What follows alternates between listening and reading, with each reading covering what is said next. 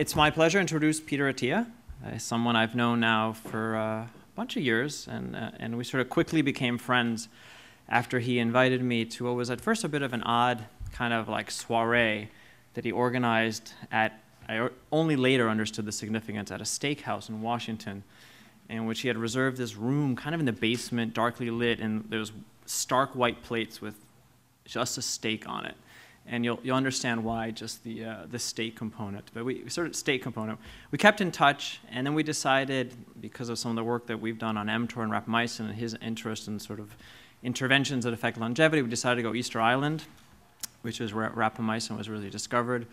We had a great time, and then we started sort of discussing the idea of eventually having him come and give a talk here, and this is the culmination of that. So Peter is a man of really many, many talents. He is definitely not what you would call a potato, which is a term that those of you who know me, I use quite often for people who are not interesting. Peter is actually really a fascinating person.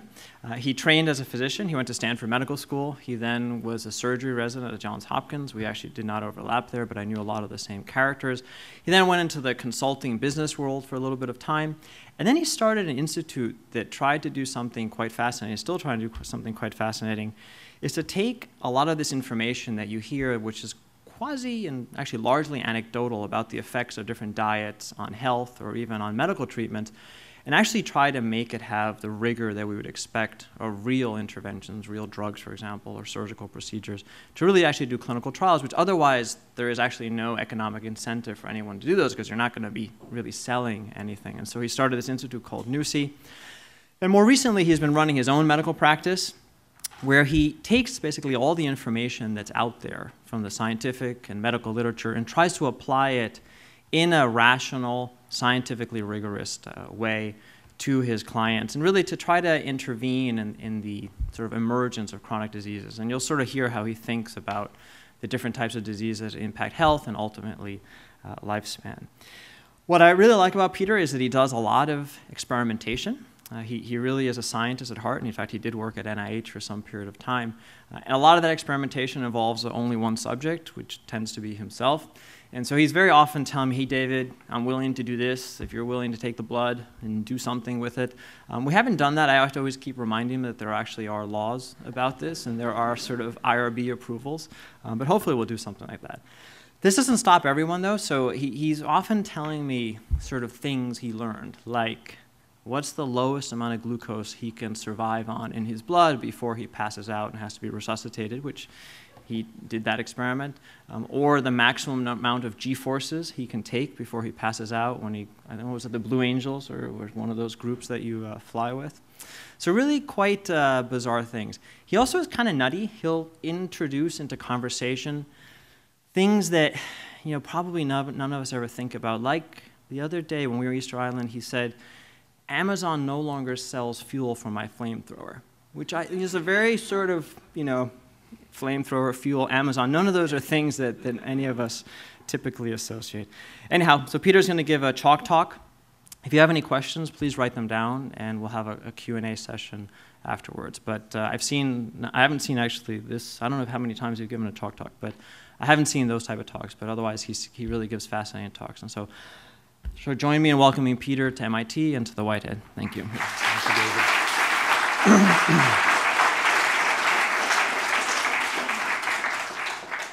Well, thank you all for coming. I think an August Wednesday would be the last place most people would want to be. So I'm flattered that you're here, but it's probably more a testament of the work that David and his lab do, which presumably has got a lot of people interested in this topic. I'll talk a little bit about what I do perhaps later on, and bits of it become relevant in the story I want to tell. But I would start by saying, I have a very unusual medical practice, which it's a very nonlinear path that it took to get me here, but one of the best parts about it is I don't actually spend a whole lot of time treating patients, which is not to say that treating patients isn't fun, but it's that you have more time to think. And one of the greatest complaints I hear from most physicians that I meet is, gosh, I love what you're doing, but how do you have the time to learn all of the new material? Because as you'll see in a moment, everything that I'm going to talk about today is completely new to me since my residency, which is over 10 years ago. So I really did have to learn everything from scratch through mentorship, reading, all sorts of things. Well, none of that would be possible if I didn't have analysts who work for me. And one of them is here today, Bob Kaplan in the front row. So Bob is actually two are here, right? Megan's right now, sorry. But really, it's these analysts who just kind of enable this practice and this approach that we're going to talk about to sort of exist, because you have to be constantly surveying the literature. You have to constantly be, try to assimilate and make sense of things that don't seem to make sense. So anyway, I think the real joy of what I do now is that I basically get to learn all the time. So hopefully I'll share a part of that today. So before I begin, I will also share the motivation for this, because I, as David said, trained in general surgery and surgical oncology, which really doesn't directly lend itself to what I'm doing today. But I think there are kind of two things that I've experienced in my life, which I'm sure many people in this room can also relate to, that probably got me where I am. So the first was, I was always drawn to oncology patients. So when I went to medical school, I assumed I would be a pediatric oncologist. I ended up not doing that, but I still wound up in oncology through another channel. And when I was at the NIH, as David said, I worked in the lab of a guy named Steve Rosenberg, who's an immunologist doing immunotherapy for cancer. But I always found myself attracted to the types of people who took care of cancer patients. And part of that was just learning to be around people who were dying, because as anybody here knows who, and I can see people that I know who work in cancer, unfortunately still many of the patients you take care of die. So Steve Rosenberg gave me really amazing advice as a medical student, which was, most physicians tend to retreat from dying patients, but you should actually go to them. So it's very easy to be there high-fiving the patient when they have a great outcome. It's much harder to be there when you fail. And I embraced that advice, and I found it to be one of the most rewarding experiences of my life, because you really learn about life when you're with people who are dying. People are much more open and honest, and I think there were a number of lessons I took from that, but certainly one of them was that life is finite, which, again, there's nobody in this room that doesn't know that, right? But it's one thing to know it intellectually versus to know it sort of viscerally and emotionally. And so I think there was always this sense with me that when it's over, it's over. Cancer, and by extension most disease, doesn't particularly discriminate by, who you are, how smart you are, how rich you are, how successful you've been, how nice you are. Those things didn't seem to matter that much. It was just sort of bad luck, like these bad things happened. Unrelated to that, and separated by many years, the second event that sort of catalyzed this interest in me was the birth of my daughter. Again, probably anybody in this room who has a kid feels the same way, but for me, it definitely changed the focus from only my own performance, which at the time was really the only thing I cared about, to, frankly, living longer and less concerned with performance. In fact, today I would argue the pendulum has swung so far the other way, I pretty much can't perform at anything anymore, and it doesn't seem to bother me that much. But nevertheless, those two things have catalyzed where I am. So I want to talk to you about three things today that are all centered around longevity, but the way I'm going to present it is probably going to be a unique way. And I think, actually, we were having dinner one day, David, when I sort of sketched this out over a napkin, and that's sort of when you said, you should really just come and give this talk, because it's kind of it's a unique way to think about the problem. A guy named Dennis Calabrese, who's someone I consider a mentor, really schooled in me a philosophy many years ago, which was that in life, if you're trying to solve a problem, always go through the following chain in order: objective, strategy, tactics. Now, it didn't make a lot of sense at the time, but as my life has gone on, it has made more and more sense. Now, most people understand what the objective is. That's what you're trying to do. Many people understand what tactical levers are. What are the actual things that you can control to exact the outcome. But where I think most people are a little foggy tends to be on strategy. And so the talk I'm going to give today walks through the objective, the strategy, and the tactics of sort of a clinician's approach to longevity. Before I begin, I will explain exactly using one of my favorite examples. Actually, Bob reminded me of this example a few months ago. I used to box growing up, so boxing and boxing history has always been near and dear to me. But so anybody in this room even old enough to remember who Muhammad Ali is and George Foreman? A couple of you? All right. So Muhammad Ali, of course, was by some estimates the greatest heavyweight that ever lived. But on a couple of occasions, he overcame incredibly long shot odds to win. And certainly one of the two most remarkable examples of that was in his fight against George Foreman in October of 1974 in Zaire, a fight that became known as the Rumble in the Jungle. Now, nobody gave Ali a chance in hell of winning that. At the time, Foreman was an undefeated fighter who, at that time, was viewed as much more menacing than even Mike Tyson was at his prime. Ali, of course, by that point, most people thought he'd been washed up. He'd already lost a couple of fights. He won that fight, or we wouldn't be having this, I wouldn't be telling the story. What I want to do is spend a second explaining the difference between his objective, strategy, and tactics. Now, most people understand the objective. His objective was to win. Most people understand the tactics. If I said the word rope-a-dope, how many of you would know what I was talking about? Some of you would. So it's a rope-a-dope is when you lay on the ropes, which is something you should never, ever do in boxing, and let the other guy hit you. Doesn't sound like a good idea. But you see, that's a tactic. The strategy that Ali had was actually very clever. There was two things. His strategy was two-pronged. The first was he was going to tire out George Foreman. And the second piece of his strategy was he was going to humiliate and frustrate him. And if you could humiliate and frustrate a bully, which is what Foreman was, and make him tired, you could win. Everything Ali did after that was just tactics to exact that. And the two most important aspects of that were laying on the ropes, which just allowed Foreman to punch nonstop. And secondly, he did something that a boxer almost never does, which is he led with a straight right hand. So in boxing, your left foot is forward, but if you punch with the right hand, it's a much longer distance. A professional boxer should never be hit with a straight right hand. And yet, he hit Foreman repeatedly with straight right hands, which frustrated him to no end. So, using the brain damage of boxing as the backdrop to this story, let's talk about longevity, beginning with the objective. So I think it's easiest to explain this graphically. So the longevity function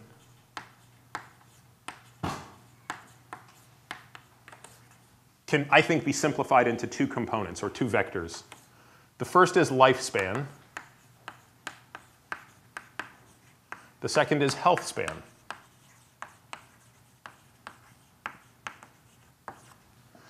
And I would represent them this way. Lifespan would be like your time variable, and health span here on the y-axis.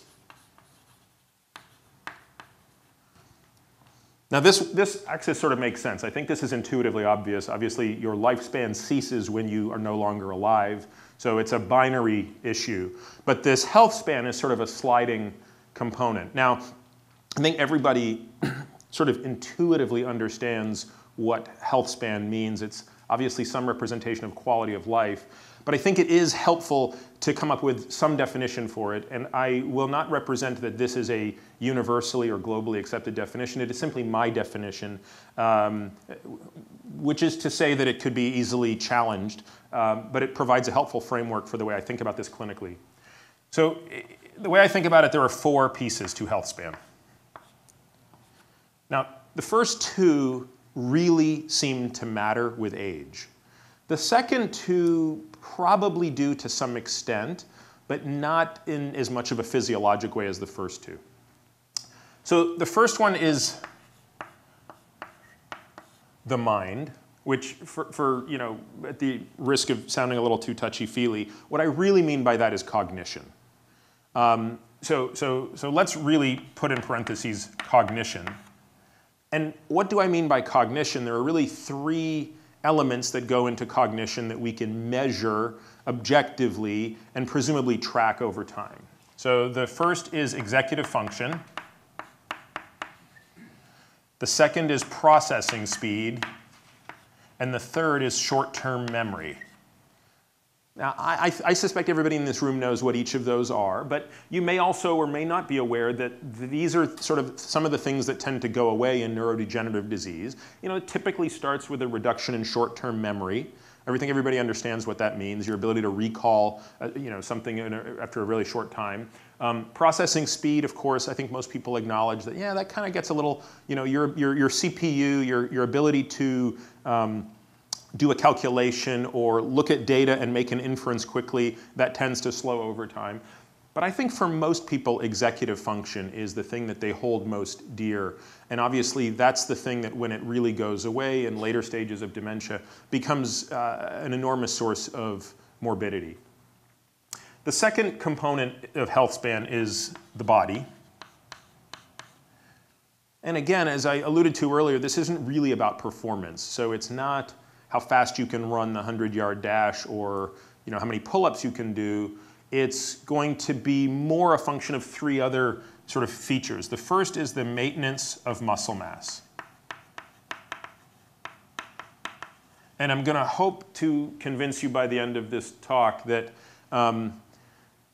muscle mass is important whether you're young, old, male, female, think you're an athlete, don't think you're an athlete, it doesn't matter. Muscle mass matters for many reasons, both structural and biochemical.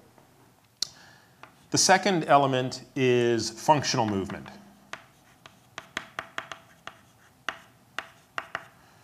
So functional movement, which I differentiate from movement that's not necessarily functional. So not to sort of diminish in any way or say, hey, it's not cool to be able to do the splits. That's not a particularly functional movement. So yes, it's great if you can do yoga and you can do all these great things, but I'm much more interested as a clinician in can you hip hinge correctly? So a hip hinge is, if you drop this piece of chalk, do you have to kind of awkwardly pick it up, or can you squat perfectly and pick it up without any tension, with all the movement in your thoracic spine, nothing in your lumbar spine, that sort of thing. And believe it or not, that any of you that have children, if you look at a 2-year-old and they pick something up, they always pick it up just like that. They have perfectly flexible hips. And once a kid gets into grade school, that actually ceases to be automatic, because once you spend a lot of time sitting, these muscles get very tight, these muscles get very weak, and all of a sudden the hip hinge goes away. And so, I would say that I could attribute 80% of the physical morbidity I see that's skeletal in nature to people's inability to hip hinge correctly, because from that everything else flows, in addition to a couple of common muscle imbalances. The third component here is freedom from pain. If any of you have ever been injured chronically, I certainly have been and spent a year of my life in unbearable pain, you realize that most nothing else in life matters if you are actually in physical pain. And unfortunately, as we age, so too do our chronic injuries. And therefore, I consider this sort of the third element of sort of physical health. The other two things, which again don't clearly associate with age as these do, are methods to enhance distress tolerance.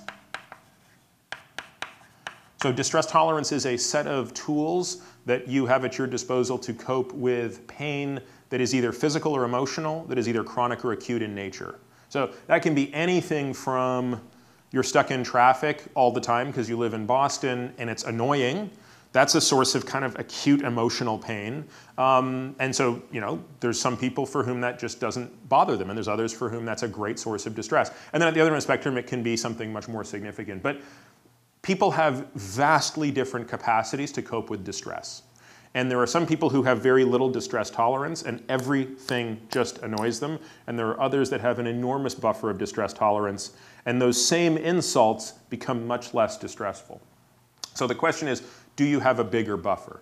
And then the final thing here is sense of purpose and social support. Now, I'm not going to talk a whole heck of a lot about these today, but I do think it's important to just show you the whole picture, which is, in my experience, clinically, it is very difficult for someone to have a great quality life if they are not doing well on these metrics. Is it impossible? Absolutely not. Stephen Hawking doesn't have a whole heck of a lot here, but I don't know him, but it's quite possible he's entirely satisfied. So again, it's not an absolute, but it's a way to think about this.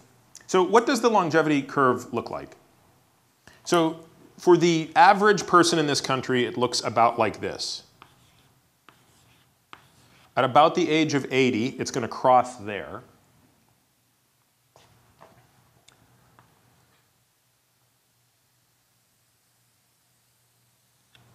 And it looks about like that.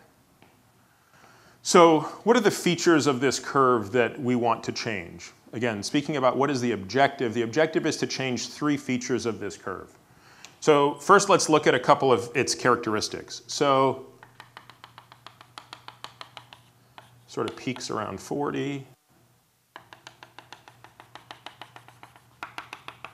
You hit about 50% of peak. And by the way, from a graphical perspective, I'm mostly referring to these two, right? The mind-body.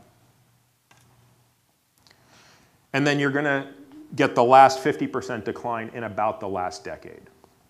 And I think any of you who have watched grandparents get old or watched other people get old, I think you'll appreciate that at this stage of the game, df by dt is actually quite small. The rate of change here, the decline, is relatively easy to miss year on year on year. Whereas here, it's actually quite precipitous, right? So here, df by dt is actually quite great. And an anecdote is one of my patients is very close friends with Warren Buffett. And he mentioned to me 2 things that struck me. The first is he sees Warren maybe every 6 months. And he said, it's amazing how over the previous year, 2 years of seeing him, that 6 months is more than enough to notice a significant decline in his physical health. The second thing, which I found really interesting, which is just sort of a thought experiment, is he said that Warren doesn't speak about anything other than health anymore privately, right? So I mean, obviously, there's lots for Warren to talk about, but really time is the most important thing. And it actually illustrates a point that I would challenge you all to consider, right? Which is, I would be willing to bet that not one of you, if you were offered every dollar of his fortune, would trade places with him right now. And the reason, and you would all intuitively say no, I think, because you realize that time matters more than money. And I would also bet, by the way, that he would be willing to be 20 years old again if he was broke. So never discount this idea of time and what a precious commodity it is. So here are the 3 things of this curve we want to fix. So let's draw kind of the new curve starting about here.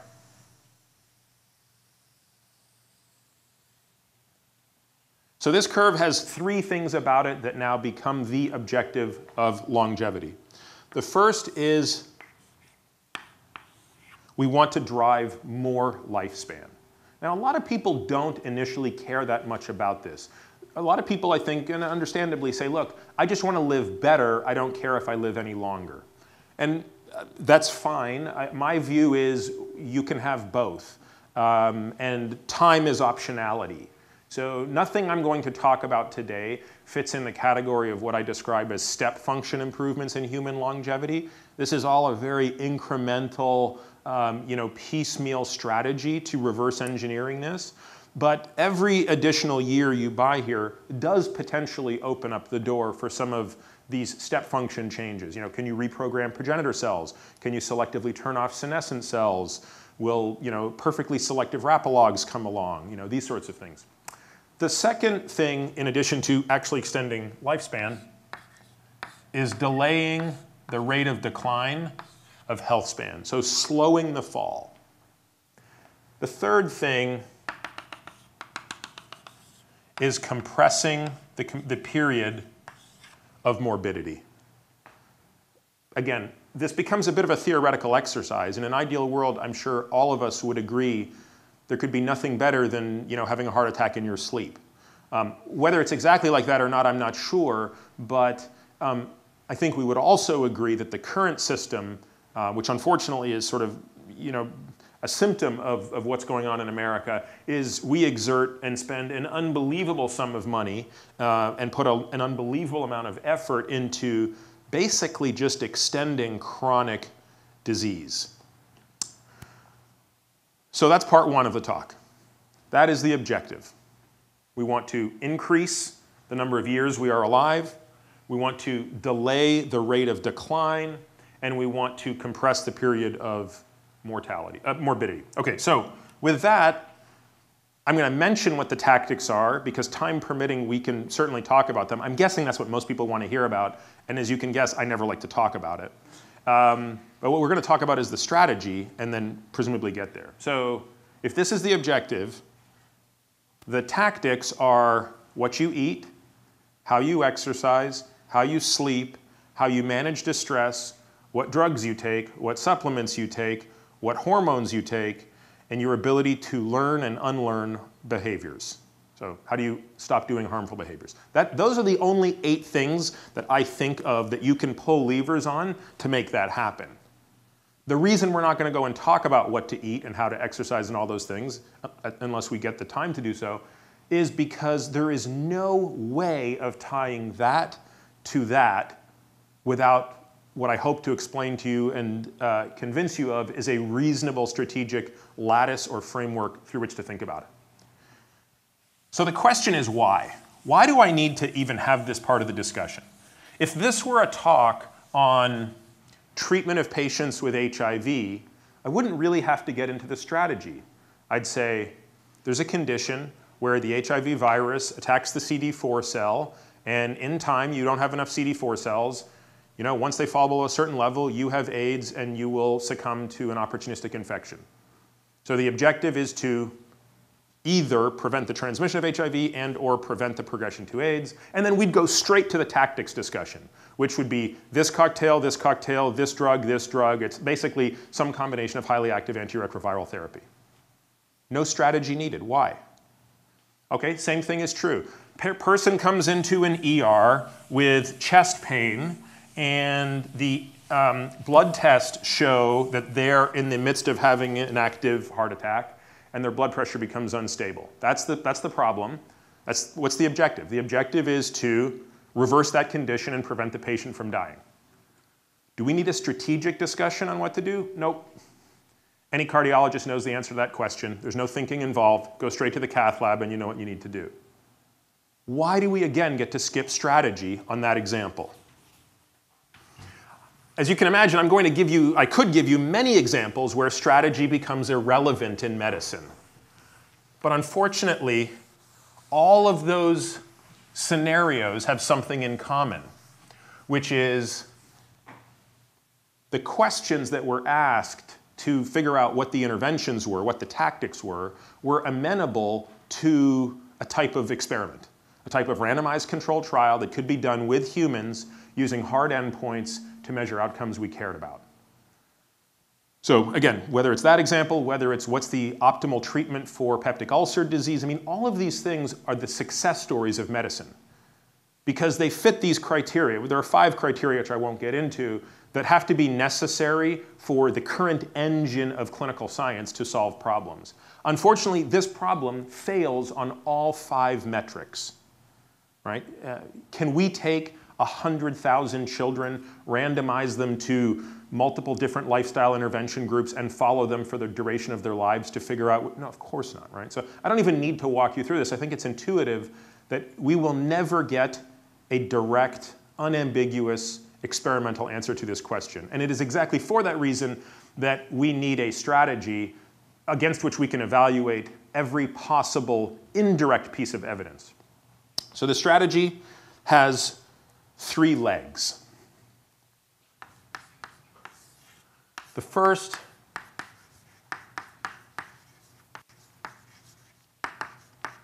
is the study of centenarians. So centenarians, of course, are people who live to be 100 or more in the United States. This represents about 0.4% of the population.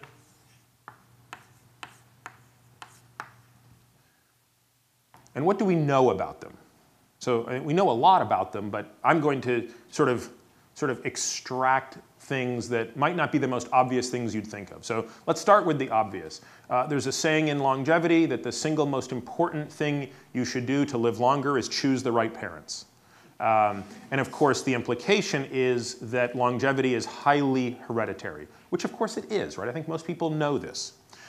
If you dig a little deeper into that, what you realize is in terms of understanding the genetic basis for longevity, on average, centenarians are no more likely to do or engage in any healthy behavior than non-centenarians. In fact, a number of studies have shown that they're at times more likely to smoke, less likely to exercise, less likely to do the right thing. So rule number one here, or inference number one, is longevity highly under the influence of genes. Well, that's not that interesting for me because I can't change your genes. So what's the next inference? The next inference is, how do they die? So does anybody know how we die, those of us who are not centenarians? So nothing I'm going to say will surprise you, but maybe it's just the numbers that won't be that intuitive. So if you take a group of people who are over the age of 40, who don't smoke and who are not suicidal, and you might say, well, Peter, that's a lot of conditions. But it's really not that many conditions, right? Because what I'm basically talking about is people over 40 who are interested in living longer, which generally means they don't smoke and they're not suicidal. If you limit the analysis to that subset of the population, about 80% are going to die from what we just sort of internally refer to as the four horsemen of death, which are cardiovascular disease and cerebrovascular disease, which is far and away number one, cancer,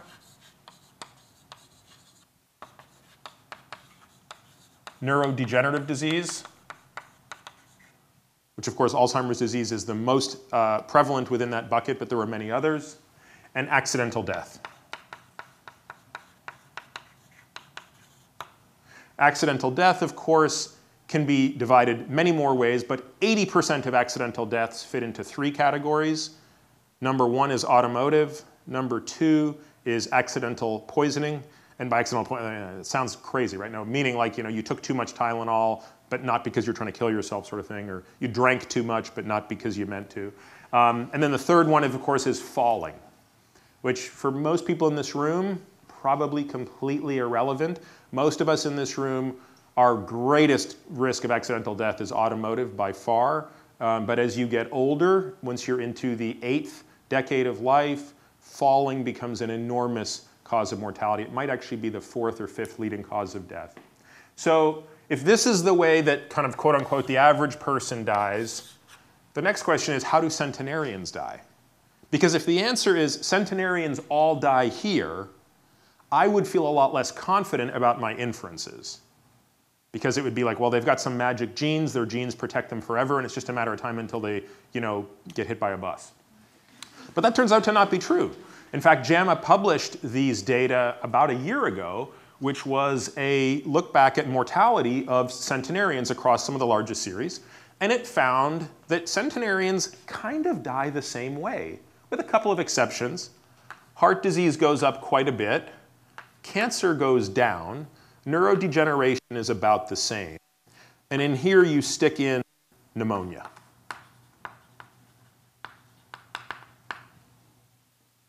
But not much of a change. Now I could, if this was a discussion on lipidology, I would tell you why this is the case or offer my explanation as to why it's the case, but it's not really relevant. The point to take away from this is centenarians are not immune to death.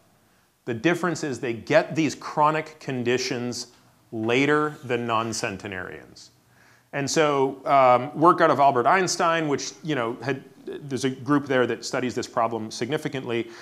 They found that on average, centenarians are not even acquiring the first clinical sign of these diseases until they are between 80 and 98 years old. Whereas the rest of us schleps are getting the early clinical manifestations of these diseases about 20 years sooner. So this actually becomes, to me, the most important insight from the centenarians, which is the key to living longer is delaying the onset of chronic disease. Now, that sounds so obvious that it's not interesting, but I really want to repeat it. Disease is an integral. Disease is compounding. Not every disease compounds in the same way, certainly. But just because somebody has a heart attack at the age of 69 does not mean that they weren't riddled with disease at the age of 68. They absolutely, assuredly were. The question is, what could have been done had they started early enough to slow the rate of progression of that disease such that it didn't become clinically evident at the age of 69. So the second insight here then is to live longer is the mathematical equivalent of delaying chronic disease. The third insight from the centenarians, which is probably the part that would be most interesting to this group, is what are those genes? So we talked about how it seems largely under a genetic control, but the question is, what are those genes? And it turns out this has also been studied, and there are about a dozen or so genes that tend to cluster in people who live longer. Now, I think for the purpose of time, it's not worth going into what every one of those genes are, but I think I'll use a few of them as examples. So what are some of the common genetic differences we see in exceptionally long-lived people? They tend to have hypoactive ApoC3. They tend to have hypoactive PCSK9. They tend to have ApoE2 over 3 or 4.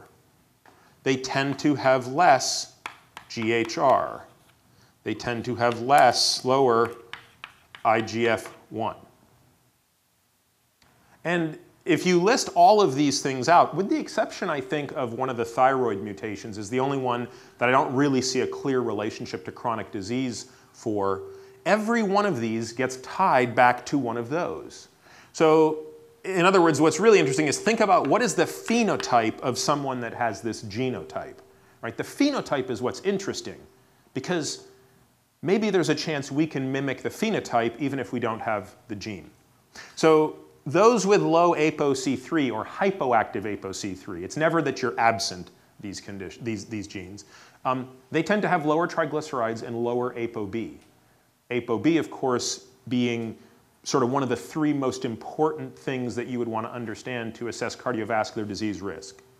People with hypoactive PCSK9 have much more LDL receptor on their liver. They clear ApoB-bearing particles out of circulation with an alarming degree of precision. These are actually, this family was only discovered in 2006 of individuals. ApoE 2 versus 3 versus 4, apolipoprotein E plays an important role both in peripheral metabolism of cholesterol, but also in central metabolism of cholesterol. And the ApoE4 genotype, which is actually the one that we all came from, so this actually turns out to provide pretty remarkable protection for parasitic infection, which served its purpose, hundreds of thousands of years ago. But we then evolved down this chain, and today those with an ApoE2 have a more than 20-fold reduction in the risk of Alzheimer's from this population. So this is the wild type today. These people are at a much higher risk. These people are at a lower risk. Those with low or slightly defective GHR and low IGF seem to have protection from cancer. So this basically is the first piece of the story, which is if you want to live longer, you delay the onset of chronic disease. The people who naturally do this got really lucky. They acquired a set of genes that gave them a phenotype that delayed the onset of these. So from a clinical perspective, what I take away from all of this is we have to know everything about these diseases. I'll use heart disease as one example to illustrate the difference between sort of taking an overly simplistic view versus perhaps a more nuanced view. If I said to the average person, average physician, what are the most important steps to reduce the risk of heart disease? They would probably say, don't smoke, control blood pressure, and keep your cholesterol low. And I will tell you that directionally that is absolutely correct. But the problem with that is at the margin, it's actually missing a very important point. Now, there's no doubt about it that smoking and blood pressure control are important. So important that they're no-brainers. I almost take them off the table. But to say that keeping cholesterol low is important while most of us have been led to believe that, actually misses the point.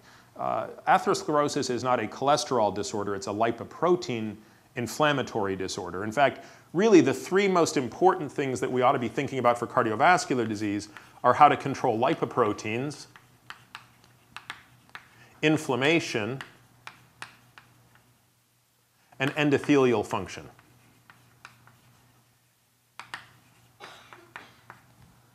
Because if you don't have endothelial dysfunction and the lipoproteins don't get to where they need to go, and you don't have the inflammatory response that creates this chronic condition, you don't actually have heart disease. And so when we focus on cholesterol instead of lipoproteins, we make an enormous mistake. And when we ignore inflammation and endothelial function, we're also making a mistake. There's actually unpublished data that are going to be, I think, very interesting because this is now starting to become a target of clinical therapy. So for example, a trial that I think is only out in abstract form looked at very, very low doses of methotrexate in high-risk cardiac patients. No other change, so both groups have the exact same lipid control, but the group that had a low, low dose of methotrexate, which is an immune suppressant, actually had reduced cardiac mortality. So again, there's a lot more nuance to these diseases sometimes than meets the eye. I think Alzheimer's disease would be another example. Unfortunately today, the conventional view of Alzheimer's disease is that it's not a preventable disease and that there's sort of a final, everybody kind of has the same disease where they accumulate beta amyloid and they get this condition. The anecdote I would share with you is that one of the people that we collaborate with is a neurologist at Cornell. When he writes grants to NIH, he is not permitted to use the word prevention anywhere in the grant. So he cannot get money from NIH to do anything in terms of Alzheimer's prevention. He has developed a system at Cornell that's become so good at managing patients in early cognitive decline that the NIH asked if they could bring it into what's called the NIH toolkit for Alzheimer's disease, but their only condition was he had to remove the term Cornell Alzheimer's Prevention Clinic from the title. So unfortunately, there is still a view that is that these things can't be prevented. And while I think we could debate the proportion of each of these that's preventative, I don't think anything's 100% preventative, but I would be willing to bet that 1/3 to 1/2 of cases could be prevented. So now on to the second pillar.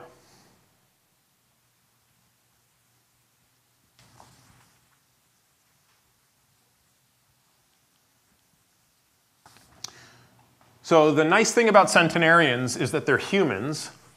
The not nice thing about centenarians is we don't get to actually do experiments. So everything I just said to you is observational in nature. Now, yes, so you can do some Mendelian randomization and you can sort of get confidence on a few of these things. I think the ApoE4 is far enough, it's almost impossible for that not to be causal given the size of the hazard ratio. It's sort of like smoking and lung cancer. Once your hazard ratios get into like the double digits, causality is generally a given. But for many of the other things, it's not entirely clear. It's not entirely clear that IGF has a causal relationship to cancer.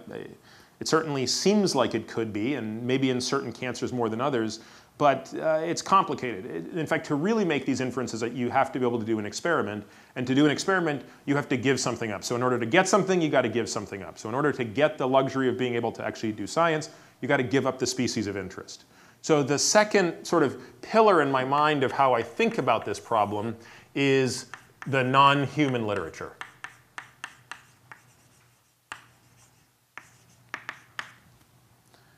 Now, there are many people in this room who know infinitely more about this topic than I do. So I certainly won't even, pretend to get into a lengthy discussion about this. But in my own sort of plebe way, I thought, how could you take such an unbelievable volume of information and make heads or tails out of it? And I think I like to simplify sometimes, and that comes with risk. But in this case, the simplification was, let's ask the question, what are the interventions that have been shown in non-humans to nearly uniformly extend life across the broadest selection of evolution? So if you ask the question from yeast to flies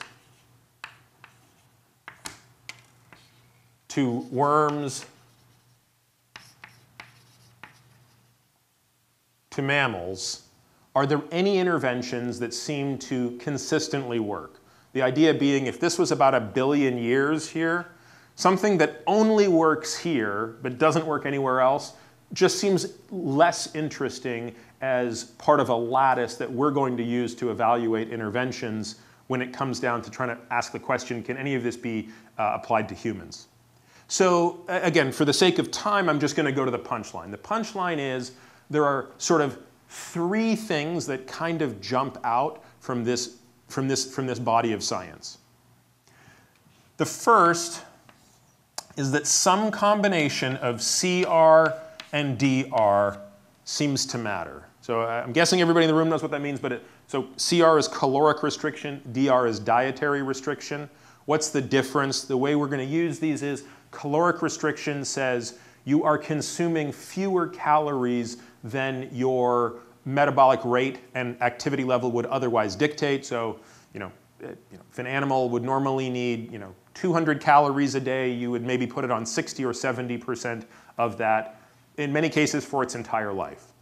Dietary restriction, conversely, means you are not in any way restricting calories. The animal can consume food ad libitum, but you are restricting some macronutrient. You might restrict protein, or even something narrower than that, like methionine, one of the amino acids in a protein, or you might restrict sugar, or something else.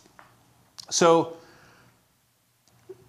my guess is that this is the sort of most obvious answer people would give when you ask the question, what seems universally true across these organisms?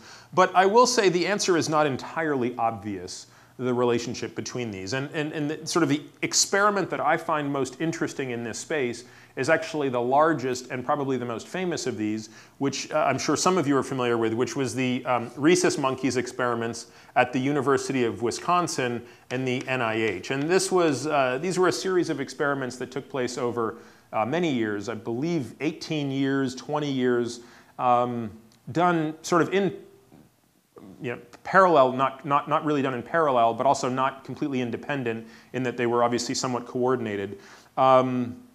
The results of this study have been published in different pieces over many years, but it's also produced a great amount of confusion. So in 2009, when the NIH cohort was finally published, which I believe was in Nature, I still remember the headline, which was effectively caloric restriction doesn't work.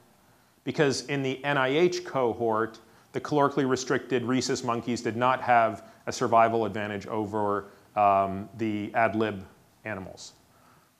And of course, in the Wisconsin experiment, you actually saw an advantage in all-cause mortality for the UW calorie restricted versus not.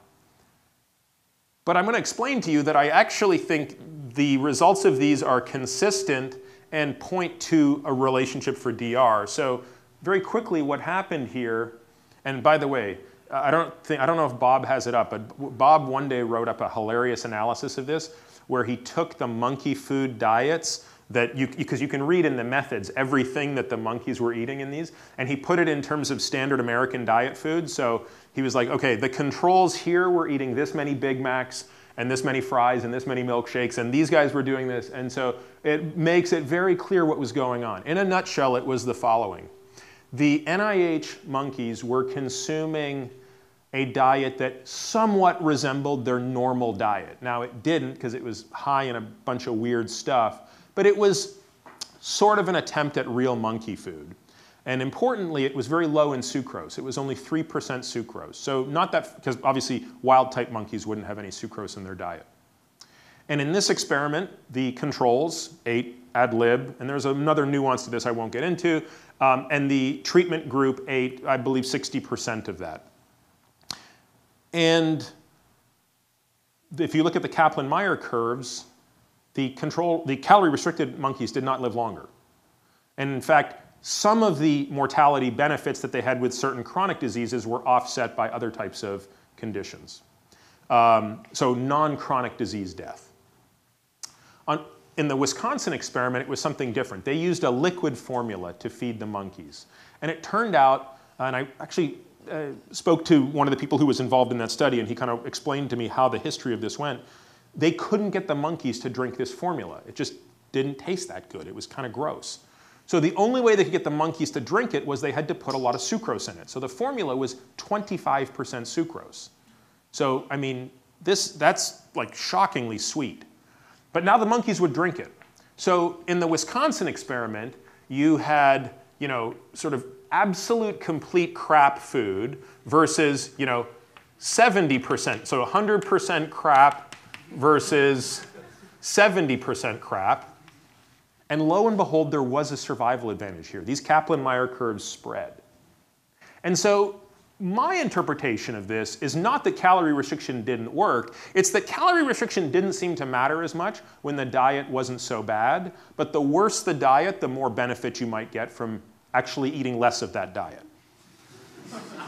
I mean, it seems intuitive, but it really speaks to a broader question to which I don't think we know the answer, which is what type of dietary restriction could produce similar benefits to the best form of caloric restriction, which in and of itself is a question we don't know the answer to. I mean, as those of you who in this room maybe follow this stuff, you know, when we talk about caloric restriction, we also tend to speak about caloric restriction mimicry. So how do you mimic CR? Well, you can mimic it by intermittently fasting on a daily basis, or you could intermittently fast on a monthly basis, or something else. So we'll probably come back to this a bit more later, but the point here is there's something going on with CR and DR that matters, and that which is number 2 will start to shed light on that. So number 2 is, in all of the drugs that have ever been tested across all of these different organisms, only one has demonstrated consistently an advantage in survival. Now, there's probably no one in this room who knows what that drug is. So, no, this is a question that in any other audience, no one knows the answer. In this audience, everybody knows the answer. So there's something about rapamycin that lands here, which is rapamycin extends life across this spectrum. And of course, large part of what we're here today to talk about is longevity. And you know, you could argue that the target, that which rapamycin works on, this protein called TOR, probably sits in the center of a part of you know, the organism that plays a very important role in how it not only responds to nutrients and stress, but basically growth and non-growth. So something about rapamycin, and I just put in parentheses here, mTOR also seems to matter. And now you can maybe even get a sense of why this thing's here, because there are some similarities here. You see, caloric restriction and dietary restriction interfere with nutrient sensing. So this is a way you interfere with nutrient sensing with a small molecule. This is a way you influence nutrient sensing with macromolecules. The effects can be quite different, but there's an overlap. I'm not going to spend much more time talking about rapamycin because that would be like, you know, there's an expression like teaching the Pope to, I don't know what, teaching the Pope to pray or something. I don't know, but I'm not going to do it. Okay, so what's the third insight that I think comes from the non-human literature? It's basically the genetic insights that marry up to some of our centenarian stuff. So in humans, you can't really do genetic experiments, but it turns out you can do lots of genetic experiments in animals. So potentially the most famous of these are the DAF2 mutants in C. elegans, which, just quickly I'll explain for those who might not be familiar with it. So C. elegans is a worm that you know, actually has a remarkably similar longevity curve to humans in terms of the shape. It lives on average about 18 days, and it spends about half that time perfect, and then about half that time sort of in decline. And it turns out that if you completely shut off DAF2, well, the animal doesn't survive. But if you just attenuate it slightly, and there's many different degrees to this, but if you hit it in the right spot, you can get this organism to live 2.5 times longer. And at least one experiment I saw, you actually changed its mortality curve from this to this. I mean, it just like was perfect until the day it died. And it lived a little over twice as long. So why is that interesting? Well, we don't have DAF2 genes, but we do have IGF-1 genes. And it turns out that the DAF2 gene codes for a receptor that in the worm does something very similar to what our insulin and IGF receptors do in us. And so I'll just put here genetic insights. There are many of them, and they become a way for us to start thinking causally about some of the genes and phenotypes we see in the human centenarians. So in summary, the second pillar of the strategy says, what are the consistent and preserved findings when it comes to extending the life of organisms across about 1 billion years? We use that as such a high bar because we can be more confident that if something is conserved across such a long period of evolution, it matters. Now, I am sure there are many other things that we could be adding to this list if we would restrict ourselves to narrower subsets of this timeline. But I felt that given that everything that we're talking about here is to make a leap of faith in humans, it's better to err on the side of maybe being a little bit more conservative in our thinking of, you know, what really matters. So the third and final pillar of the strategic sort of lattice or framework is the most confusing.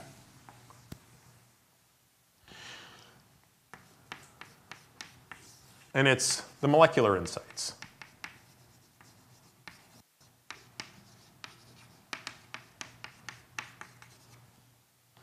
So when it comes to the centenarians, we're basically doing epidemiology and ecology.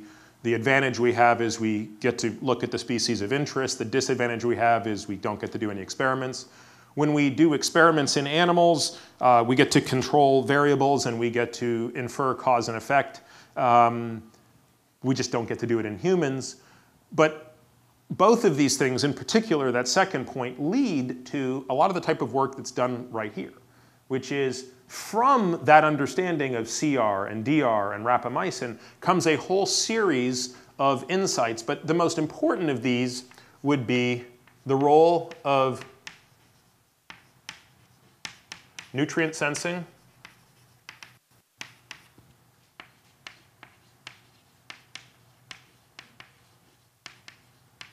autophagy,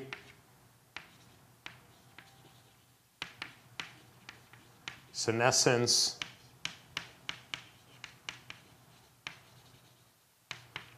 inflammation, and there are others. This list goes on and on and on. But I think for the purpose of time, what I really want to do, because I know that people do want to have a little bit of a discussion about the tactics, and I can sort of sense everybody's like, all right, we got this thing. But the nutrient sensing thing, right? I mean, I think, again, I don't need to say much more about it in this audience, but we didn't evolve in the environment in which we currently live, right? This is, in terms of our genetic, I think I did the analysis once in terms of food abundance. I think it's less than 0.1% of our genetic existence has been exposed to this nutrient density. I mean, we've just never had such abundant nutrients. And therefore, it would be, I think, glib to assume we have evolved to be perfectly optimized in this environment. And so therefore, there's something potentially about the withdrawal of nutrients at points in time that seems to be beneficial. Autophagy, of course, is a very exciting discussion today. Not only are there people in this very room who work very closely on this, but of course the Nobel Prize was awarded last year for the discovery of the sort of genetic regulation of this. And we know today, of course, that autophagy, which is literally the ability of cells in the body to sort of auto-digest others, plays a very important role, and by the way, probably has a pretty important overlap with this, though not entirely. Senescence is kind of something that I think is probably still not quite ready for prime time. Certainly not clear in humans what the implication is, but in animal models, it's pretty interesting, which is that there are cells in the body that are simply poisoning, for lack of a better word, other cells through cytokines and inflammation to basically advance an aging phenotype. And in animal models, select animal models, when you knock these cells out, you reverse the aged phenotype. Now, like autophagy, these things always tend, and like nutrient sensing pathways for that matter, these things tend to be two-edged swords. So you can certainly make the case that without any senescence, cancer a cancer cell has an advantage over a non-cancer cell. And then lastly, inflammation, which again is one of those things that I think doesn't quite get enough attention, but certainly if you come at this through the clinical lens of cardiovascular disease, which is really the disease I probably think the most about because it's statistically when you talk about cerebrovascular and cardiovascular disease, it's the one that's going to kill the most people. It's a highly inflammatory disease. And when you think of all of the things, whether it be in our diet or in our environment, that can impact inflammation, the more we understand the science of this, the more we understand potentially what we can do to modulate it. So with that, let's now go and talk a little bit about the tactics, and then we'll get to Q&A now. It's at 3 o'clock now, so maybe I'll just take a moment. I know this was probably only booked for like an hour. If anybody wants to leave, you're not hurting my feelings, that's for sure. And if not, hopefully I'll make it interesting enough that you'll be glad you stayed. So the third piece of this, so we have an objective. We discussed our strategy. Now, how do you put the strategy into place? Well, you have tactics. The what you do.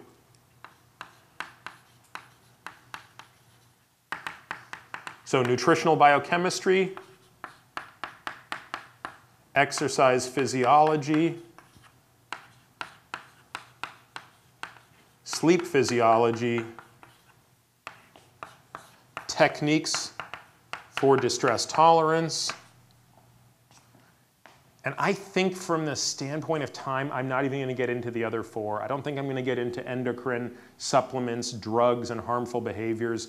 Obviously, if people have any questions about that stuff, I'll be happy to address it. But what I do want to do is kind of give people maybe the most succinct punchline I can provide. So from a nutritional standpoint, I am about to give you what I consider the most helpful dietary advice I could ever give somebody that is pretty much useless to implement without a better understanding. But this is the answer.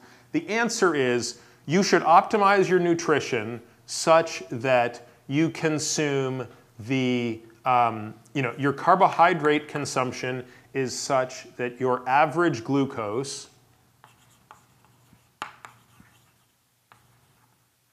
is low. I define low, by the way, as 85 milligrams per deciliter. And again, if you ask me to tell you why it's 85 and not 88 versus 90, 91, or 82, I can't. I'm just telling you, based on empirical work, 85 as an average 24-hour glucose over time is a great number, and a standard deviation of less than 15 milligrams per deciliter. Whoops, I put percent there. And these two conditions will lead to a relatively low AUC, so insulin AUC.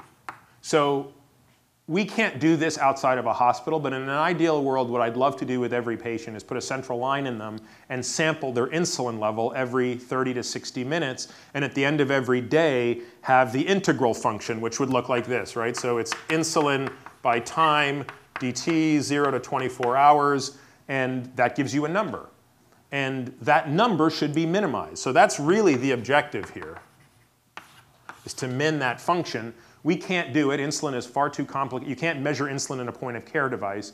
But we can measure glucose that way, and we can measure glucose continuously, which I like to do. And so we use as a proxy for minimizing the insulin AUC this idea of keeping average blood glucose low and standard deviation low. Why the standard deviation, you may ask? Because the insulin response to these two curves is different.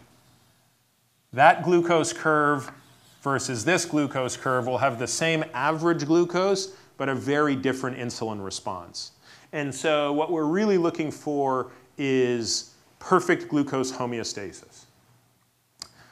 When it comes to protein, so that's what I would call our carbohydrate philosophy. Notice it is entirely agnostic towards whether you're paleo or vegan or I don't care what.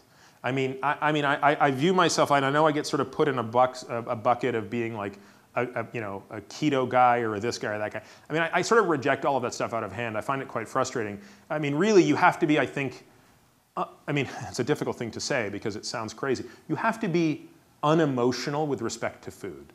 And as a guy who loves food, that's a hard thing to say. But you just have to sort of, for a moment, just consider food as just a bunch of molecules that impacts enzymes and hormones in your body. Like you just got to think of it that way. And then you can put all the emotion back into it when it comes time to eat.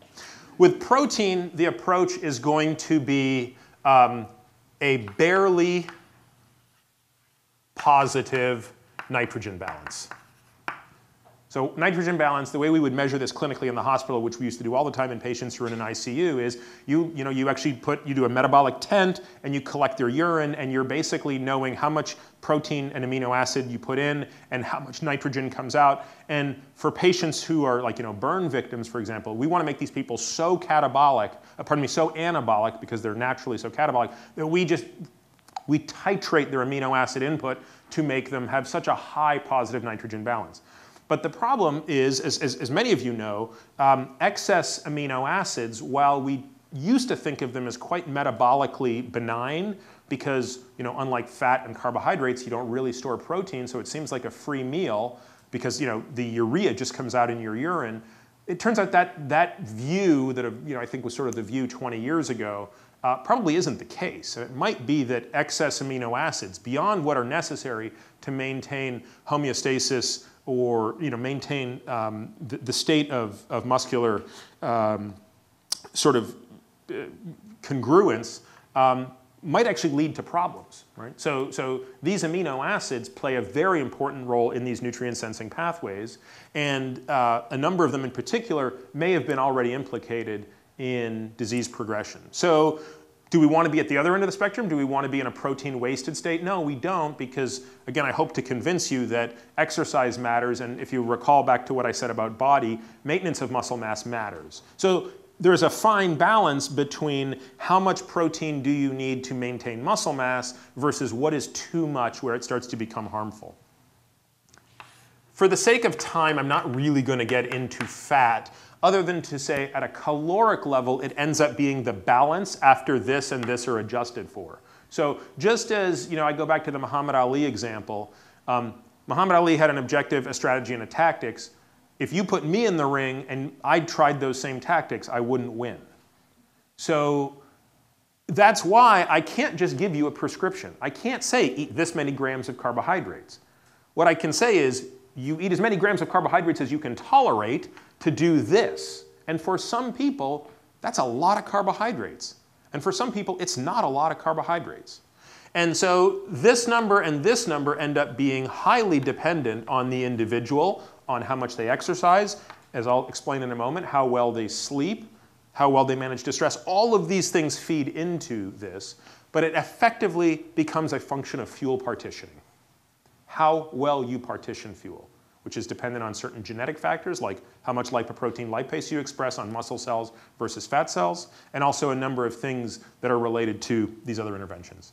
So fat effectively becomes the balance by amount, and then I think some of the literature would give us a point of view on the distribution of those fats. Because again, you think of these through the lens of monounsaturated fats, saturated fats, and polyunsaturated fats. And it's not clear that these are entirely equal, and therefore there's probably some manipulation of those that can allow you to optimize nutrition. With respect to exercise, I think, again, we just put performance aside and we ask the question through the lens of what are the necessary exercises to achieve both our longevity goal, both our lifespan goal and our health span goal. On the lifespan side, what we really think about is the metabolic advantage of exercise. And the most important might be glucose disposal. So anyone here who's in medical school or even just is in a biochemistry class knows that we can put glucose away quickly into only two places, the liver and the muscle. So the liver has a relatively finite capacity for glycogen. And the muscle turns out to have a much more elastic capacity for glycogen. So the larger the muscle, the more insulin sensitive the muscle, the more glucose that it can dispose of. And the goal is to have muscles that are really big sinks for glucose. And the bigger your sink is, and the more efficiently it can take in glucose, with a lower level of insulin, right? So that's a marker of its efficiency, the more of this you can tolerate. And so there was a paper I saw about 2 years ago that actually looked at people who were pre-diabetic, and it took muscle biopsies from them in different areas.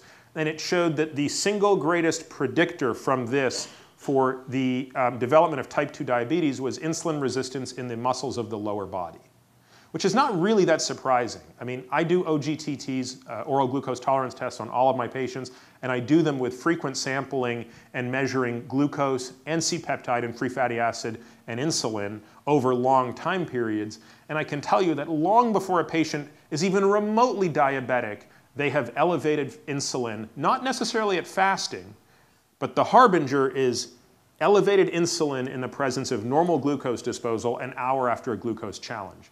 That's a patient who will evade all detection, but who in 5 years is going to start to have an elevated fasting insulin, or an elevated or impaired glucose disposal. And eventually they're going to have the bump in the A1C, and eventually they're going to have diabetes. So it's really hard to have diabetes when you have a lot of muscle. And that's part of the reason why. At the other end of the spectrum, we have other components to this, which is the health span side of things, which is obviously maintenance of muscle mass, but also some of these structural benefits. And so I think the other component clinically that's really important here is injury prevention. For example, if you consider lower back injury, so 80% of the population in the United States will experience at least one bout of acute lower back pain in their lifetime. Acute lower back pain is defined as lower back pain that lasts up to 2 weeks. And I won't ask for a show of hands, but I would be surprised if many people in this room, though the average age is quite young, will have experienced that. Well, that's just one example of a type of injury that's quite preventable, and yet can lead to a very high amount of morbidity.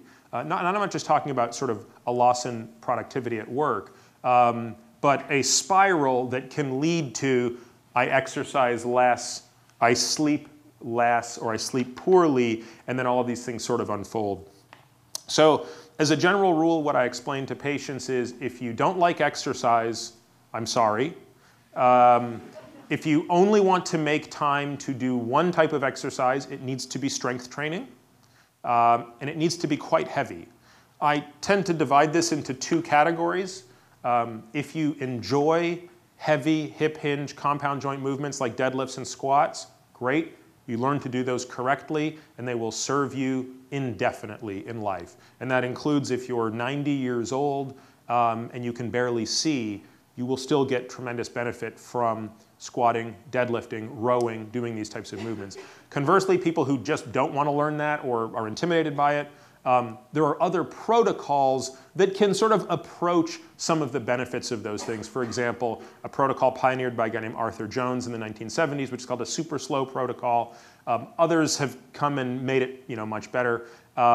Effectively loads you longer, heavier, but with less volume, and produces many of the same effects. It's effectively, you want to be able to get the type 2B muscle fibers activated. So you have type 1, 2A, 2AB, and 2B. And for most people, it's really foreign to have their 2B muscle fibers activated. And that's sort of what we're trying to do in this type of training. For people who like to exercise, I say, great, you're still going to do strength training. The question is, what's the remainder of the time? For me, just because I don't really want to spend that much time exercising anymore, outside of strength training, the only thing I sort of do now is interval training. which is either done on a bike, on a stationary bike, or on a treadmill. But for others, they want to spend more time doing that. The only thing I sort of caution people on here is it's, I think, becoming pretty clear that there is a risk of over-exercising. James O'Keefe, who's a cardiologist in Kansas City, who's done a lot of work on this, the so-called athlete's heart. We've known for quite a while that really serious athletes have about a 7 to 10x increase in the rate of atrial fibrillation to non-athletes. And that's a bit unusual because we associate atrial fibrillation as a condition of people who are sick. But it turns out that the atrial fibrillation that athletes get looks very different. And it probably has to do with stretching out the atria and the implication that has on the electrical system of the heart. Sleep. I'll talk about it briefly because, frankly, I think it's the most underappreciated, though I think that's changing today. Most people think sleep is kind of, yeah, I'll sleep when I'm dead, or it's not that important. I would only challenge you with the following, which is sleep is one of the most highly conserved behaviors of our species that doesn't seem to go away. And it's actually, if you think about it, you spend about a third of your life sleeping. And if there was a way to out-evolve that trait, I think we would have.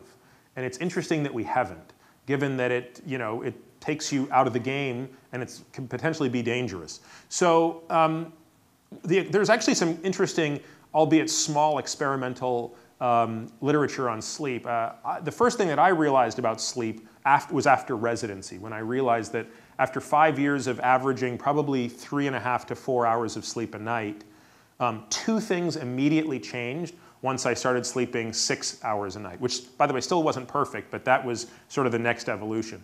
The first thing is my testosterone tripled.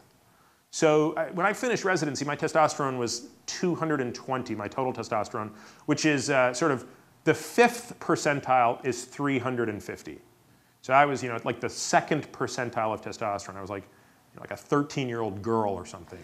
And so why did that go up more than 6 times? It was actually probably about 7 times it increased.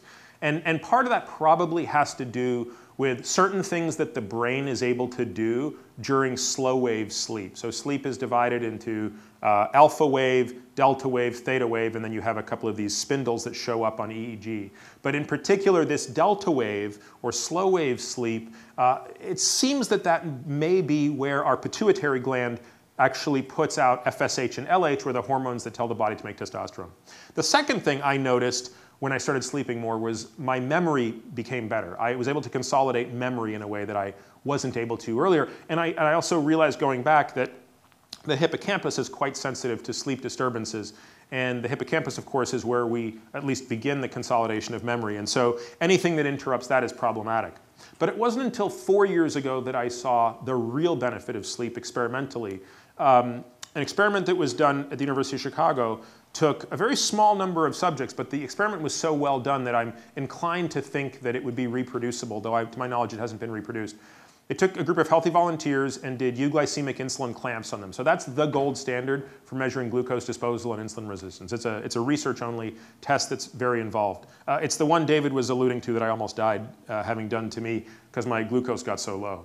And so they did this test on people which measures their insulin sensitivity. And then for 14 days, these subjects were permitted to only sleep 4 hours a night.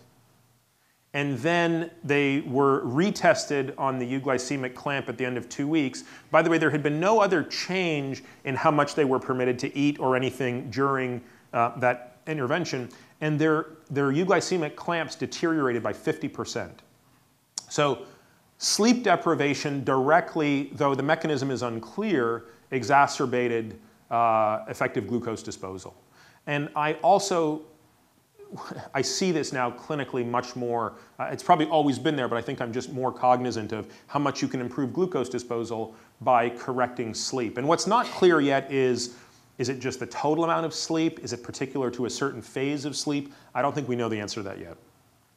I think for the sake of time, I'm even going to skip distress tolerance and just leave it at, as you can probably tell, some of these interventions have really simple prescriptions. In 10 minutes, I can probably tell you 80% of what you would need to know about sleep. Conversely, some of these are really complicated. And I think none are more complicated than certainly of the ones I've spoken about than nutrition. If for no other reason than, if there are 80 people in this room, there might be 70 different ways to feed the 80 of you to get optimal results. In other words, it's very difficult to look at an individual, even look at their blood work once you have it, and know what to do. It just becomes empirical, and it just requires feedback and measuring certain things as you go along the way. So with all that said, I thank you very much for your attention, and I'm happy to take any questions.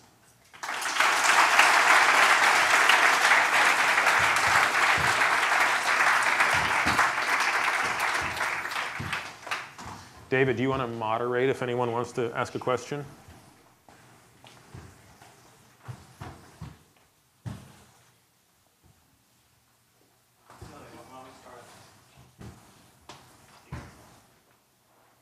Hi. I have two questions. They're unrelated.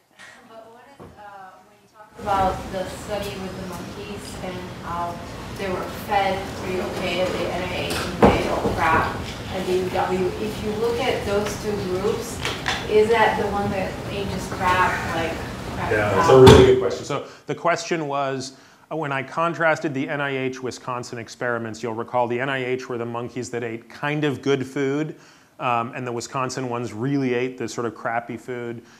If I'm understanding your question correctly, could you make any inference about those two?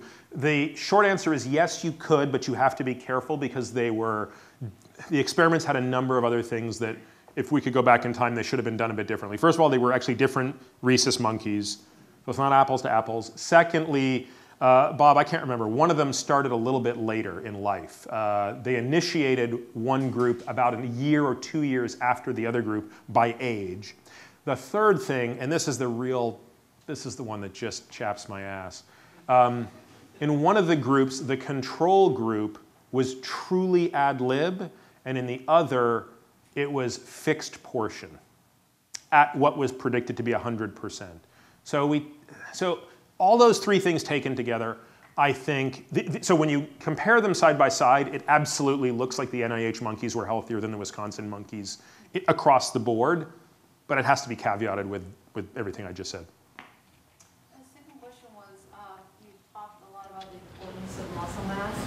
And it's clear, well, that men have more muscle. So why then are men not protected from, diabetes or other things? Yeah, it's a very good question. So in my experience, because I remember thinking that a couple of years. Oh yes, thank you. The question was, given that men naturally have more muscle mass than women, why are they not protected from something like diabetes, which would be directly related to glucose disposal? And I said, yeah, great question, and something that I had assumed up until about 3 years ago would be the case. Now, I will argue that even if that were true, I think women have a number of advantages that may offset them. For example, not to get too graphic, I think the fact that women have a menstrual cycle is actually a survival advantage. In as much as I do believe that recycling hemoglobin and keeping iron lower and keeping oxidative stress lower through that pathway probably offers a protection that may partially explain why women have less heart disease than men. That's very controversial, but I do think there is an advantage in phlebotomy, frankly. So for patients of mine that have a very elevated high normal hemoglobin, I recommend that they donate blood.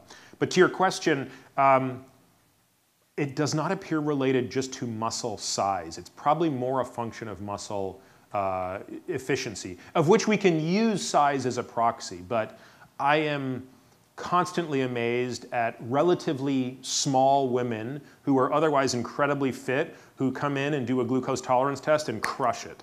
And then conversely, guys who come in who are kind of big and stocky and they look like they got a lot of muscle, and they probably do, but their muscles are very insulin, and they have a horrible glucose tolerance test. So I have not been able to appreciate a direct relationship between the actual size of the muscle and the activity of it. Can you talk about your supplementation tactic? Okay, so the question is supplementation. So, in my view, hormones, drugs, and supplements are all basically the same thing. They're things that you take that are exogenous, that manipulate biochemical pathways in the body. The only reason I differentiate them is, the difference between a hormone and a supplement and drug is that a hormone is an analog of something that is already a hormone in our body. Supplements and drugs, I only differentiate because of the regulatory differences between them. But if you're asking specifically about supplements, I think there are certain supplements that are probably overstated in their value. I think there are certain supplements that are probably I shouldn't say underappreciated. Nothing's underappreciated in this space, but probably have more reason to take them. So I'll give you a couple of examples. People with MTHFR mutations probably benefit by having methylfolate and methyl B12 supplemented. Because if you have a mutation of this enzyme MTHFR, which is actually not that uncommon, you have a harder time turning folate into folic acid. And one of the byproducts, folic acid into methylfolate, one of the byproducts of failing to do that is homocysteine goes up. And the problem with homocysteine, even though it's always been acknowledged to be an independent risk factor predicting heart disease, but I think we actually have mechanistic answers as to why. So homocysteine inhibits the clearance of something called asymmetric dimethylarginine and symmetric dimethylarginine, which inhibit nitric oxide synthase. And so I think there's actually a direct relationship between elevated homocysteine and deficient production of nitric oxide. And therefore, by supplementing with methyl B vitamins, you are reducing homocysteine. And we're seeing actually clinically corrections in some of these endothelial function tests. In addition to that, I think vitamin D is probably a reasonable supplement, though the variability in what people recommend is variable, right? So the lab that I use has a range of 30 to 100 as normal. But I really don't think that's true. And I think if you look at the data, it's probably closer to 40 to 60 is the optimal dose of, or not dose, but blood level of vitamin D. And it even gets more complicated than that because it probably depends on how much parathyroid hormone you have. So typically when I measure vitamin D, I'm also measuring PTH, and I'm using the PTH and the vitamin D level in the serum to sort of gauge how much vitamin D a person should get. There's also evidence that you could make a case that vitamin D is not the same when it's supplemented versus if you get it naturally, the way our ancestors did. And of course, therein lies another complication, which I know isn't what you were asking, but it speaks to how complicated this whole supplement thing is, because I don't think we all are optimized at the same level, because we all came from ancestors that lived in very different environments. So there are not many remaining Aboriginal societies, but the ones that remain, largely in Australia, these people walk around with a vitamin D level of 80, that's very high. But they also kind of live near the equator. It's not clear to me that, like, your ancestors, who probably came from Europe, would have necessarily required that, been optimized around that, and therefore the whole thing becomes complicated. And unfortunately, it speaks to a real challenge in this space, which is you're never really going to get a great study done on vitamin D because there's no real natural owner who can remunerate the cost of such a study. And unfortunately, the largest study I know that was done on vitamin D, which actually didn't show a benefit, I think was done suboptimally. The dose that they gave the patients in the treatment arm was very low. And so it's possible that vitamin D had no impact. It's also possible that it was a treatment of failure, or a failure of treatment. Anybody else? Yeah. Can you talk a little bit about the ethics of longevity? So for example, in the future, do we hook up people to super expensive tests and measure everything possible and only rich people can afford it? Or do we genetically modify babies? Just a little bit about what are the Sure. So the question, if I heard it correctly, was just sort of a general comment on the ethics of longevity. So, I might represent myself to be a number of things, but an ethicist is not one of them. I think what you're asking is a great question. It's a societal question. I'll give you one example of where I think my philosophy sort of says you've got to be able to ask the question separately, right? So there's an individual question and there's a societal question. So I didn't talk about cancer screening today, but of course cancer screening is a very interesting topic to me, both based on what I used to do for a living, but also based on longevity. And it's a highly controversial topic. In fact, outside of colonoscopy, there's generally not an agreed upon set of metrics for even the next two most common forms of screening, mammography and PSA testing. What we've done in terms is sort of ask the question in a different way, which is, what if you remove limitations that make cancer screening difficult? The first is cost. Cost always figures into screening. For example, we know that MRI causes no harm, so outside of the risk of a false positive, why don't we have every woman get an MRI of her breast, which for non-calcified lesions is going to be infinitely better than any other test we can do? Well, the answer is cost. It's simply it's impossible to justify, because at the end of the day, you have to put a QALY on life. So in the UK, a quality-adjusted life year is deemed £100,000 per year. In other words, if you don't have an intervention that extends life by a year for less than 100,000 quid, no bueno. So, for example, there are many drugs that are approved here in the United States that are not approved in the UK, especially for cancer treatment. My view is, I'm a simpleton trying to solve a very simple problem at an individual level. And ultimately, in this example, what I really do is present to the patient the option, which is your insurance is definitely not going to cover this entire suite of testing.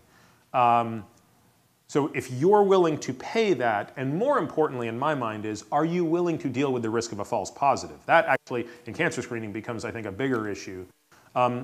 Then I think it's reasonable, because I think that's how we're sort of pushing the envelope. Now, some of the other things you mentioned about, genetically engineering, babies, I got to tell you, that's kind of outside of my area of even understanding. I mean, frankly, it's not even clear to me that that would be viable, even if we could dream it up into sci-fi. As far as what is the cost to society if people live longer, I mean, I think that is a fair question. I'll just share my bias, which is I think that the entire model of how we think about aging is kind of wrong. Right? I think the idea that people retire and we're living to retire just strikes me as backwards. I think that if people live longer and they're functional and their health span is higher, I don't actually see them as being a burden to society. So I think that the question, you have to be careful, I think, not to ask the question through the lens of our current paradigm of what it means to age, which is like you take, I don't remember the exact number, but it's something to the tune of 30 or 40% of all healthcare dollars are spent within the last year of a person's life. Well, to extend that, I think, has enormous implications, but I would argue that shouldn't be what we're trying to do at all. Yeah. With regards to your thoughts about managing cardiovascular disease, I was wondering if you could get your take on the whole HDL story. It's had a very checkered history. A lot of the medications haven't panned out. Do you think it's a reflection more that we didn't quite understand the biology of HDL originally, or is it that the endpoint, sort of what we're measuring in terms of drug efficacy, is not quite on target with regards to management of HDL levels? I can't even put in words how happy I am that you just asked that question. There are a few things I enjoy talking more about than lipoproteins, and the HDL question is that, okay, so the question is, we talked about cardiovascular disease. The comment is, what's the deal with HDL cholesterol? It was there was a day when it's all anybody could talk about, and it's kind of been a bust. So is it because we were wrong in our understanding, or were we right and the drugs were doing the wrong thing? So just by way of background for those who aren't familiar, right? So you have cholesterol in your blood. The problem is it's not just floating around in your blood, because cholesterol is not soluble in water, and your blood is effectively water. So all cholesterol needs to be trafficked in something that is water soluble or hydrophilic. And that hydrophilic thing is called a lipoprotein. As its name suggests, it is part lipid, part protein. So lipoproteins are the only thing that matter. And when you break apart a lipoprotein, you get cholesterol and triglyceride, which are the two things it's carrying around. So when you get a blood test, they report to you your total cholesterol, your LDL cholesterol, your HDL cholesterol, your triglycerides, and sometimes your non-HDL cholesterol. Now, I always insist on putting a C beside these to remind myself and everybody else in the room that when they're really talking about HDL, they're talking about HDL-C, which is the amount of cholesterol carried by the HDL lipoproteins. Okay, very important to distinguish that from the number of LDL particles or the number of HDL particles. We measure these in units of mass per volume, typically milligrams per deciliter. We measure these in number per volume, so it's typically nanomole per liter. So the question is this. It's long been known, in fact, it's been known since the Framingham study was first published in JAMA in 1980, that this being low, this being high, and this being high were bad. By bad, I mean we saw a higher incidence of cardiovascular disease in that setting. Unfortunately, if you're interested, by the way, I've given a talk entirely on this topic. I could explain to you why this whole thing went off the rails, because the HDL triglyceride data were 4 times more promising than the LDL data, but the world went off on the LDL pathway. It wasn't until Jerry Reaven at Stanford came back to coin Syndrome X, which became metabolic syndrome, that the HDL triglyceride story came back. But the point is, low HDL has been clearly associated with heart disease. And so a series of drugs called CETP inhibitors came along, the first one being a Pfizer drug that aimed to raise HDL cholesterol. And as the gentleman who asked the question pointed out, without exception, they have all failed. In fact, to my knowledge, there have now been 3 failed CETP inhibitors plus the Mendelian randomization that have all pointed to the same answer. If you increase HDL-C, at best, nothing happens. At worst, you get more heart disease. So after that long soliloquy, here's the answer. HDL-C is just a proxy for what we actually care about. We care about HDL function. And the main purpose of HDL, the lipoprotein, is reverse cholesterol transport. So the reason having lots of cholesterol inside of an HDL lipoprotein is probably good is it indicates that that HDL particle has probably been delipidating the endothelial space. However, when you inhibit CETP, it's the worst of both worlds. Yes, you're getting more cholesterol into the HDL particle, but you're doing so from the wrong place. So in fact, you're inhibiting its capacity to delipidate. So I think the HDL story is confusing, but not as confusing as people think, because what they're missing is its HDL function that we need to be concerned with. And as of today, we do not have an assay for HDL functionality. So we have 3 things we can measure about HDL-C. We can measure how much cholesterol is in it. That's the thing that everybody measures. I would argue that is slightly, just slightly, less useless than your eye color. The next thing we can measure is the number of HDL particles and then the size of the HDL particle. And I think it's those latter 2 that offer us our best proxy of function. The more you have and the smaller they are, it seems to be the better they are. That's opposite to what we see with the LDL particle, where you want fewer of them and you want them to be larger. But I think the HDL story is incredibly interesting. Whether there will be pharmacologic targets, I think, is anybody's guess, and I don't know the answer to whether or not we're going to have a pill one day that increases HDL functionality. Last question. So this may have a really simple and stupid answer. That's fine. But That's good. I'd like to end on that. Yeah. Do you think about hydration level of a person often? Actually, Did you just time that? That was perfect. Yeah, I think you did. But yeah, so what do you think? Can you overhydrate? How should people be hydrating? How should they approach drinking water throughout the day? And then their sleep cycle and things like that. Yeah, so I mean, I think you definitely can overhydrate, although fortunately that's pretty rare in the extreme case, which is a condition called hyponatremia, though I mean, I think every year in the United States, a dozen people or so, maybe not quite that many, but a number of people will just die, usually during hot conditions when they're overhydrating water, during a marathon or something like that.